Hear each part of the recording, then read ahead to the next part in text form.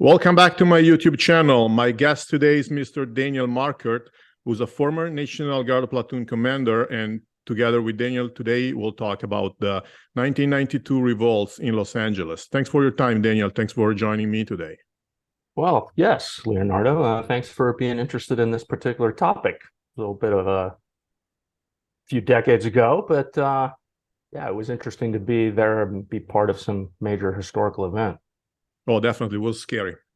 It was scary and it was like sick, even from so far away.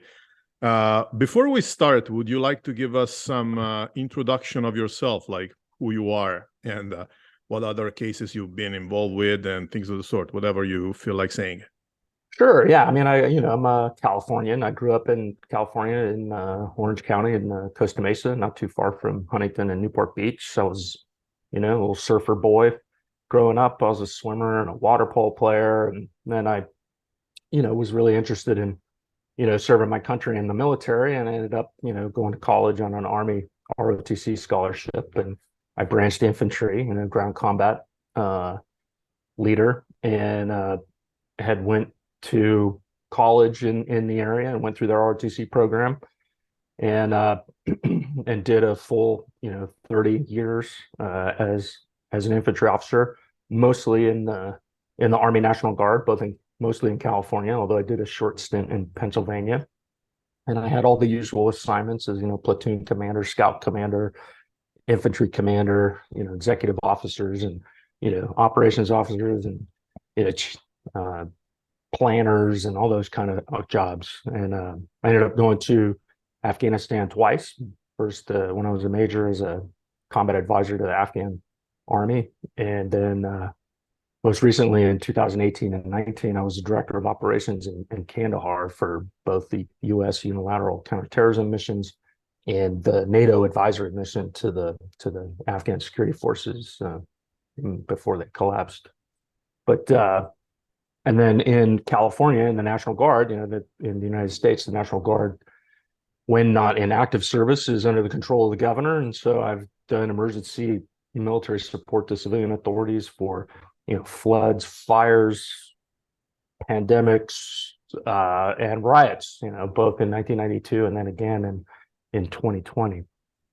My final assignment with the National Guard, I was the director of operations for the California National Guard, a joint assignment, who those responsibilities were predominantly for the military support to civilian authorities for either law enforcement or firefighting or search and rescue, all the different capabilities that we could provide if civilian authorities needed that additional assistance. I ended up being that guy and having that role during the entire COVID emergency, and that we were in a state of emergency operations for pretty much my whole time there. And it was pretty intense, where we did COVID and vaccines and riots and fires and election security and inauguration security and vaccine operations. It was a lot. So anyways, that's kind of my background. Now I'm retired, and I'm a tech executive in a startup trying to solve the wildfire insurance problem in California. And I live in Silicon Valley area in San Jose, and married to the same wonderful woman for 30 years, and got 4 boys, and 2 of them in college, and one of them's off launched already, and the other one's in high school. And big soccer family. Boys really like to play soccer, and they pay attention to all the European teams. So, Well, anyways, quite a background. It's me. Okay, let's go back to 1992. So you were with the National Guard back then. So after the riots erupted, when did you guys understand you were going to be involved? Well, it was kind of interesting because at the time, unbeknownst to me, because I was young and brand new into the program, that at the state level and at the law enforcement level, state level, and even at the national level, there had been this drift away from thinking they would ever use the National Guard again for riot control operations. That the law enforcement agencies had been of the opinion that they had advanced enough in their kind of organization and equipment and training, particularly the large police departments like Los Angeles Police Department or the Los Angeles County Sheriff's Department, which are very, very large organizations. Um, and there had been this kind of organizational kind of downshift. Now, at our level, we didn't really appreciate that. And so as we were watching this stuff unfold on TV, at least, for me, and I was like, wow, look at this craziness that's going on. And we knew things were bad when, they dragged Reginald Denny out of his pickup truck at the intersection and they're beating him up and banging him on the head with a brick. And the real turning point was when the news helicopters showed, the, police, the Los Angeles Police Department in riot gear, backing away, ceding ground and like people running around, breaking windows, lighting things on fire, and the police are withdrawing. And I thought, wow, I wonder if they'll call out the National Guard. And it, that thought crossed my mind again later in the evening, like as the sun was, it was starting to get dark, and the news helicopters showed fires all over Los Angeles area, and it was just widespread. And I think the news had shown the Korean shopkeepers on top of the roofs and defending their store with weapons. And we, at that time it was like, I think the governor's going to call it the National Guard. And shortly after I had that thought with telling my parents, then the phone rings and it's like, hey, you got to report in. The governor's calling out the National Guard. And that was about, I want to say 7 p.m. on the day that the riots started. Okay, but you were also a citizen of LA. So what was the feeling in the city, even in other areas that were not impacted by the revolts? Well, it was pretty surreal, right? And in that area, I mean, you could see in the news helicopters that there were fewer and fewer cars on the freeways, and very unusual in Los Angeles, notorious for their horrible traffic because it's so big, right? And at the time, the population of the Los Angeles basin, that urban environment that goes from Santa Monica all the way out to say San Bernardino and just past San Bernardino, it's like 100 miles in length and maybe 20 30 miles in width at its widest. And so that's a very large area, and it was like 10 million people. So it's a lot of people in that area. And yeah, people were hunkering down, and it was surreal. People were just like, this is crazy, what's going on? And then on the news reports that like things are starting to have problems up in Oakland, in North Las Vegas. Shots are being fired. Airplane pilots reporting that they report that they thought they were being shot at coming out of Las Vegas International Airport, and that might have been another airport in Los Angeles, or maybe Long Beach Airport. And so there was definitely this kind of sense of dread and unease, and like everybody's just hunkering down. Well, then at a certain point, you guys got involved. And how did you end up intervening, and what did you guys do? So it was a very interesting set of circumstances. Later in the after action reports, and then Major General Delk wrote a book called Fire and the Furies, and he was the 40th Infantry Division commander at the time, and so he was the senior National Guard ground commander. And we learned later that we showed up, we were ready to go in just a few hours, right? Everybody saw it on TV. As soon as, and some people just started to show up to the armories before the alert came because they were thinking that, like, yeah, this is going to happen. So it didn't take long to assemble everybody, and we had all our equipment. So if by in the evening at 10 p.m. or whatever, I mean, we have everybody, we're ready to go from an equipment perspective. And the question is, hey, where's the ammunition? And that ended up being a very, very problematic scenario. And we learned later that the Los Angeles Police Department, Chief Daryl Gates, and I forget the name of the LA County Sheriff at the time, but those two guys said, that, no, we don't need the National Guard. In the very same, hours that, their law enforcement officers are retreating and ceding, ground to, rioting mobs, and everything's being lit on fire and stores are being looted left and right. And you've got shop owners in Koreatown, having gun battles with looters. And they're like, no, we don't need the National Guard. Well, the governor overruled them all, and he ordered the National Guard under his state authority, which he has the authority to do that. And he ordered us to mobilize and move into staging areas. And at that point, later in that evening, those law enforcement agencies relented, and then said, yeah, okay, we'll take the National Guard and figure out what to do with them. So we rolled in the middle of the night on trucks. Well, we started moving at sunset, and we moved to staging areas in South Central LA to have our ammunition issued to us. It finally showed up. I had to fly it from helicopters from Central California and our base where the ammunition depot was, and they flew it down to Southern California and then trucked it out to us. And they handed out ammunition to us while we were my unit was at the Lenox substation in South Central LA for the sheriff's department. So we started out supporting the Los Angeles County Sheriff's Department in South Central LA.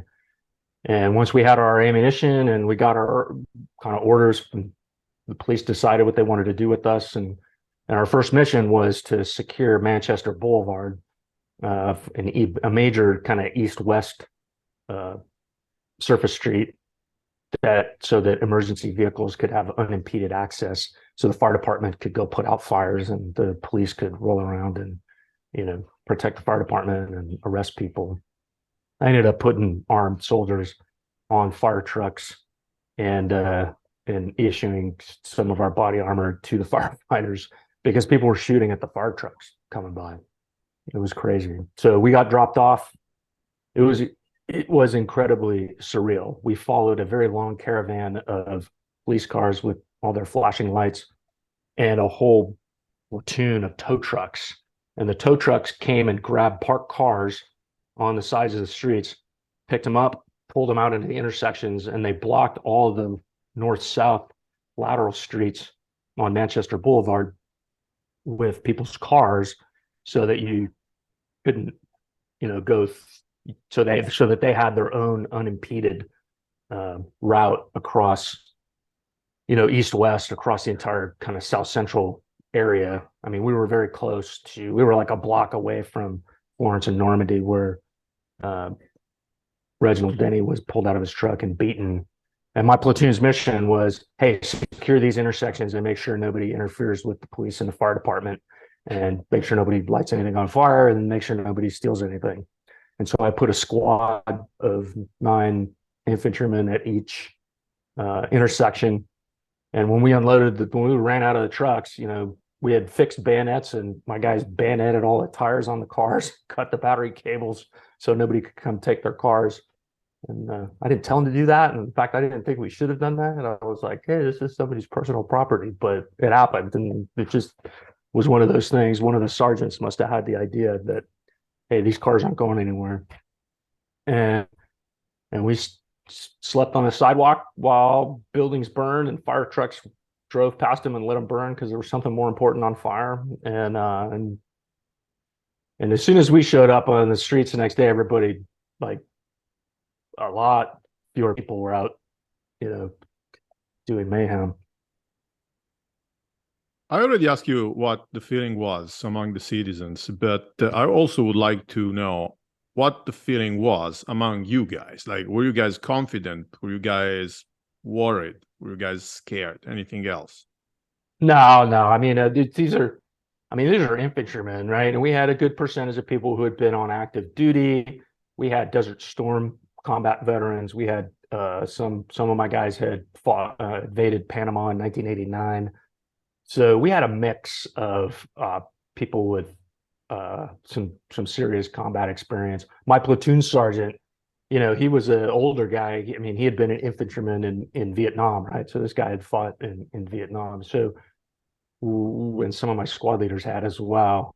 And so, our feelings were like, okay, hey, bring it on, man. We got turned loose, and all the looters and the ne'er-do-wells and the arsonists, yeah, their fun time's over, right? Because we'll we will we will detain them and prevent them from doing that, or they'll get shot. We didn't have to shoot anybody. Only one person got shot by the National Guard in that whole operation. Someone who tried to run a checkpoint, and they turned around and tried to run over the National Guard soldiers a second time, and that guy got shot. But there was gunfire. I mean, there was gunfire nearby. There were some firefights in the first couple of days, but only one person got killed by the National Guard, and none of the National Guard got injured. But there were some close calls. We detained people. I mean, but the feeling, right, to go back to answer your question, was the feeling was, hey, we're here to stop this, right? And we're not concerned about our ability to stop this.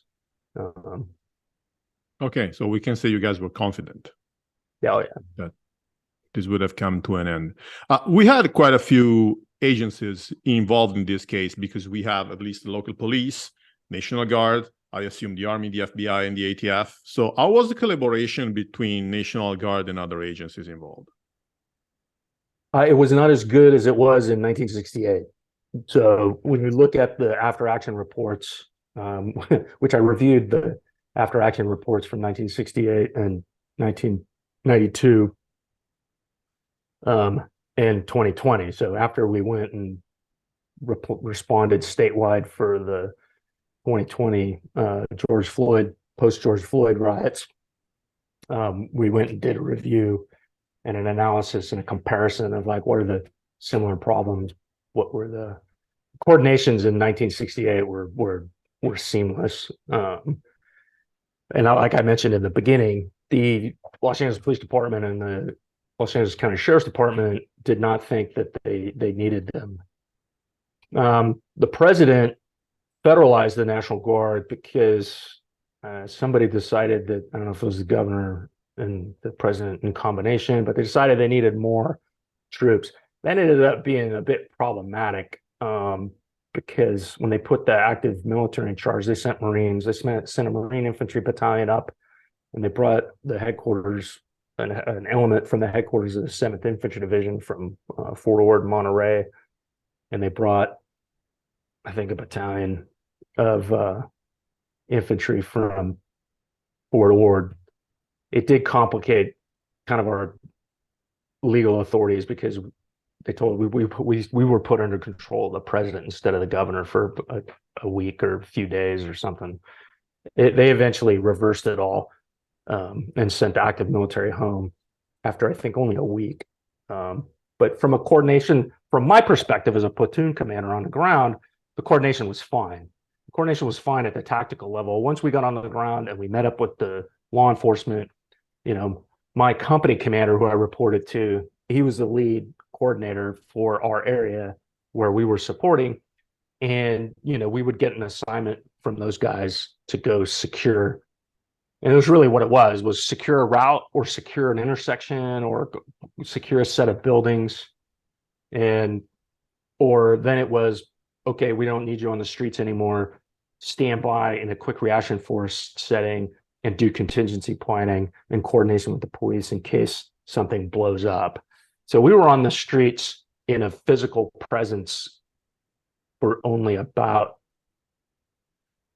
3 days, 3, maybe 4, can't remember exactly, 30 years ago. And then we went into a standby mode, and we spent about another 2 weeks moving around the area into various staging areas, not on the streets, and just doing coordination with the law enforcement agencies. Law enforcement agencies, using their kind of criminal informants and their on the street intelligence, they had all kinds of crazy conspiracy theories and and and and everything was, about to go really bad, that, gangs were going to ambush police, that there was going to be another big riot, and nothing ever really materialized out of it. Um, but but we had good coordination at the tactical level and moving around. In your personal opinion, how could things get awry like that? Because I understand that it started after 3 policemen were acquitted after the beating of Rodney King. But how could that end up with assaulting people who had nothing to do with this? So, the psychology of crowds, right? Kind of mob mentality, and uh, uh, it kind of sudden and overwhelming breakdown in trust, right?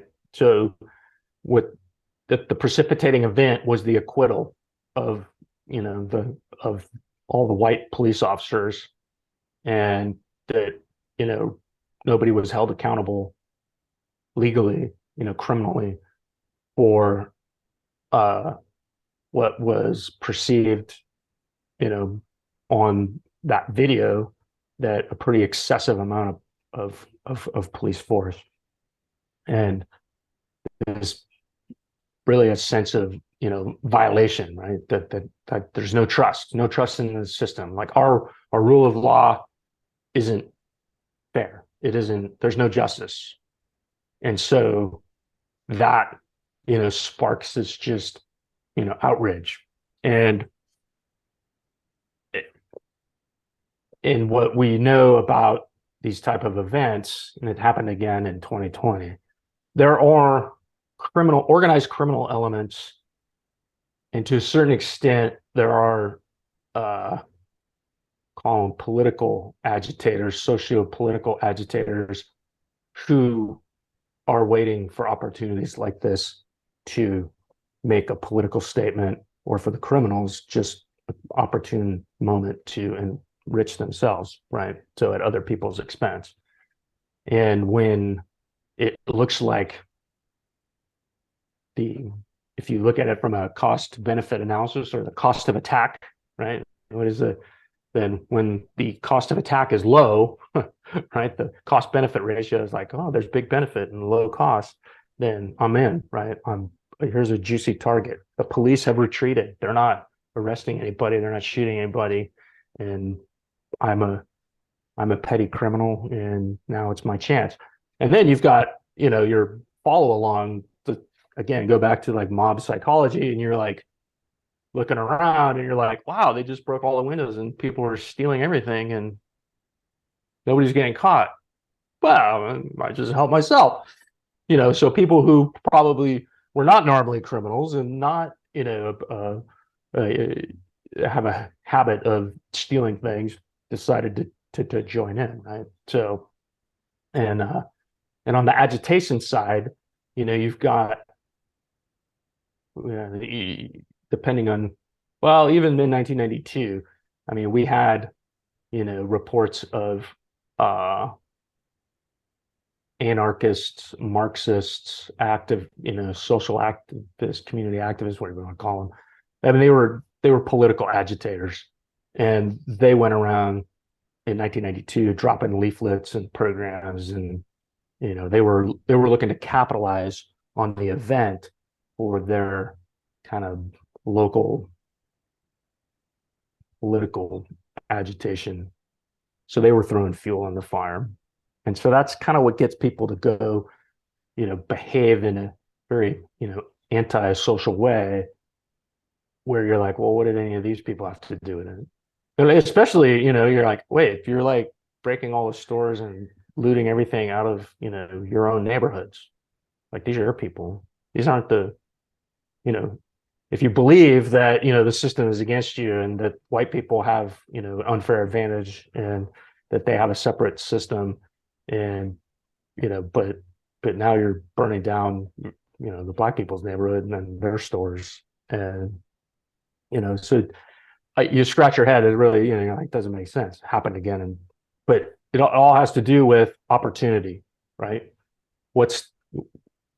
that cost benefit analysis of like, I have an opportunity here and I'm going to take it. And it starts with a bunch of nefarious actors, and then they drag along a bunch of either useful idiots or fellow travelers or, kind of wannabes who've taken opportunity that they wouldn't have otherwise, because the risk to them getting caught is low.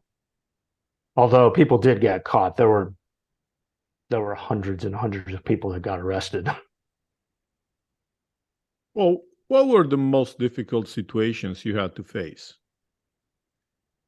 So me personally, I almost shot somebody through the window of a car because they tried to bypass our roadblock.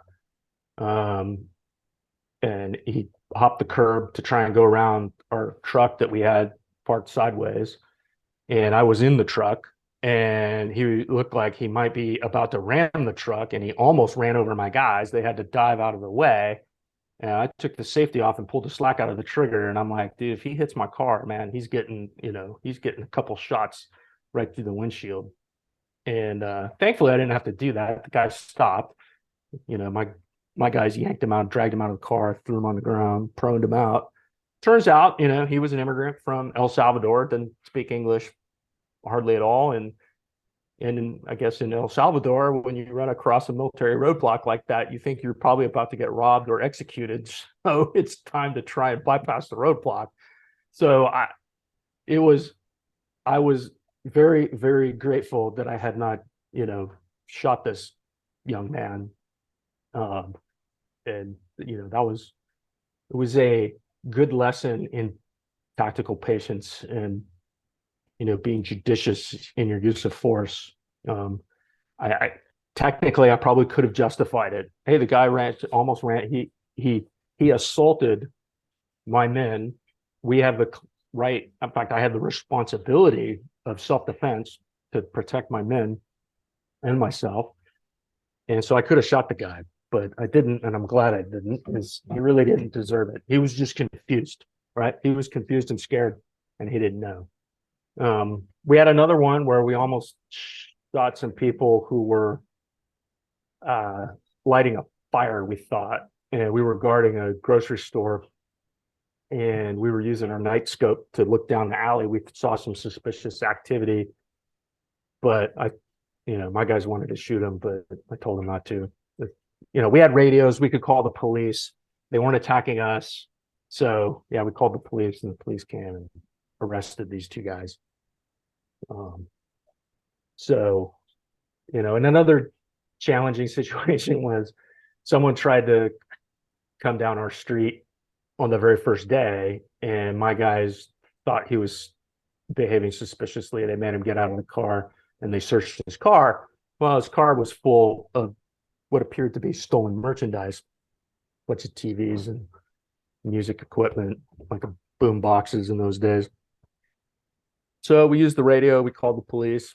Police came by, asked him a few questions, looked at the stuff, and they handcuffed him to the light pole. And they said, keep an eye on this guy, and we'll come back later and, book him into the booking facility. We're busy. And they took off, and they left this guy. They left this guy in the corner of the street all day for like 6 hours, and he's handcuffed to the light pole at our checkpoint. And I'm thinking, well, that's not very cool.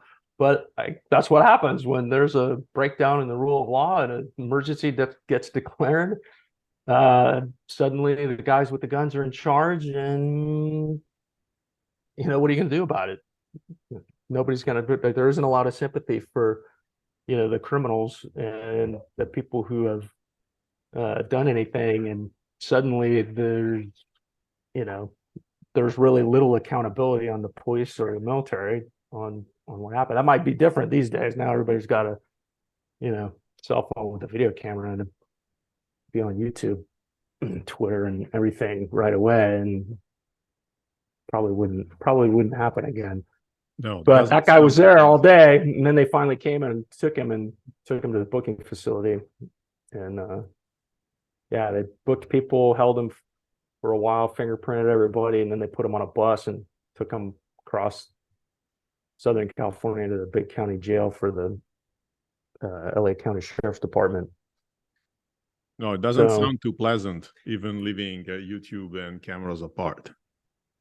no, I mean it wasn't, right? I mean, and it was an example of like this is what happens when things break down. Like, you know, I mean, taking your chances. That was probably, you know, those were probably the most difficult scenarios that we faced. I mean, there was shots fired. We thought we were shot, and you know, we dove to the ground and bumped curbs and tried to figure out where the shooting was. And you know, when we realized, I know for me, when I realized like I didn't hear any, you know, whistling or cracking or anything ricocheting off pavement or concrete. So I was like, okay, it's not at us, but it's close. And you know, we raided the police and told them there was, you know, a lot of gunfire, you know, around the corner away from our position. You know, so that gets your attention, right? I mean, you're like, you know, this is a real deal, man. There's people shooting all over the place. Do you think this revolts left scars to the city, still living to this day?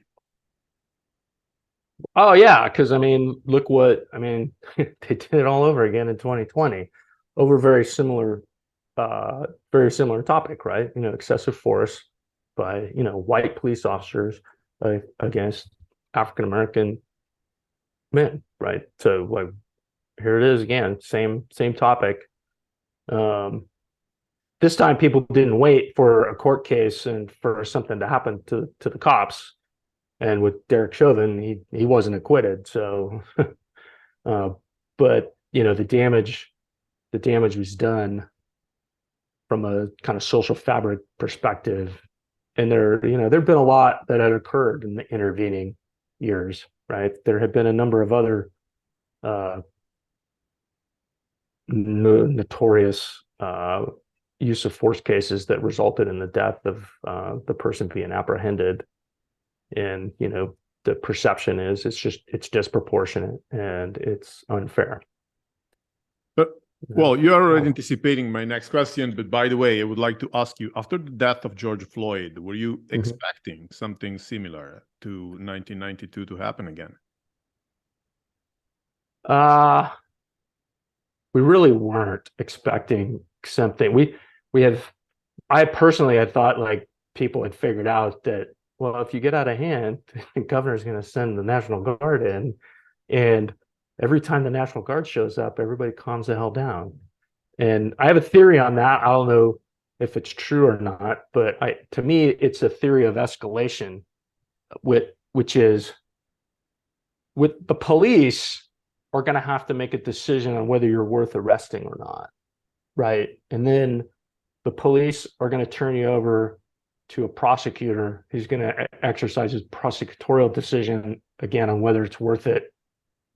You compared to all the other criminals, is it worth his time to prosecute you? And you get a defense attorney. You know, if you can't afford one will be appointed for you, and you can, you know, usually cut a plea deal and, you know, plead guilty to lesser charges and, you know, either pay your fines or serve a short stint in prison and then you're back out. But if the National Guard show up, we're not tasked. We get tasked with, hey, protect this intersection, protect this building, keep people from throwing rocks or Molotov cocktails at the police. So protect these people. So we get this kind of defensive mission of, hey, go protect these things. And you can misbehave all you want away from us, and we're not going to go chase you down. But if you come and cross and mess with us, we're not arresting you. We're just going to shoot you, right? Because we're operating in a self-defense mode. Like we have both individual self-defense rights and responsibilities, and we have collective self-defense rights and responsibilities. So the rules for the use of force for us, they're pretty restricted, right? Like we're not, you know, we don't get to shoot looters. We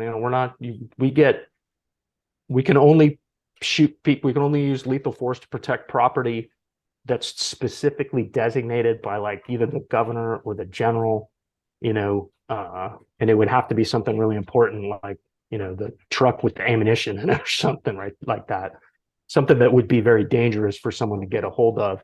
And so, typically it's just, hey, protect yourselves, protect the police that are doing their mission, and protect this, keep the roads open for emergency vehicles, protect this government building, and, so my theory is that people know, right? They know that they can play shenanigans with the police, and the police are going to do an escalation of force issue. And the police, the goal of the police is to apprehend you.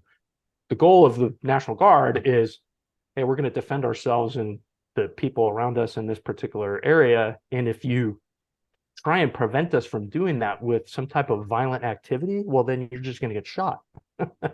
And so people know that. And so they just, all of a sudden, boom, nobody misbehaves when the National Guard's there. Well, Daniel, many thanks for your time. This is all that I had for you today. So many thanks for your very precious explanations and the unique angle you gave us about a topic that is largely forgotten, at least in Italy. No one talks about it anymore. It's been 30 years. And the 2020 riots, those were nationwide, right? And it happened like spontaneously in many, many places at the same time. It was quite unexpected for us. We did not think that was going to happen for this particular event. Ironically, we spent April and May, the 2 months before these riots, we spent time planning, updating our plans, and conducting big rehearsals for potential civil disturbance related to COVID. We thought if the COVID death rate or the COVID capacity gets out of hand and the hospitals get overwhelmed and the morgues get overwhelmed and the food supply gets disrupted, then we might have civil disturbances that occur not just in the usual places that we had them happen before in like the inner cities, that it could be across the state in different places at the same time. So it was very ironic that we had spent quite a bit of time in April and May rehearsing and updating our plans for a statewide civil disturbance operation, and then to have it happen in June for an entirely different reason. It was very ironic. It was good that we had updated our plans and preparations for something that ended up happening. It was ironic. Well, yes, thanks for adding this. You make a lot of sense. Definitely, that's bizarre. That's ironic. Well, Leonardo, thanks for being interested enough. I hope your audience enjoys a little perspective on history. So do I. Thanks everybody for watching this, and see you all next time. Bye-bye. Bye.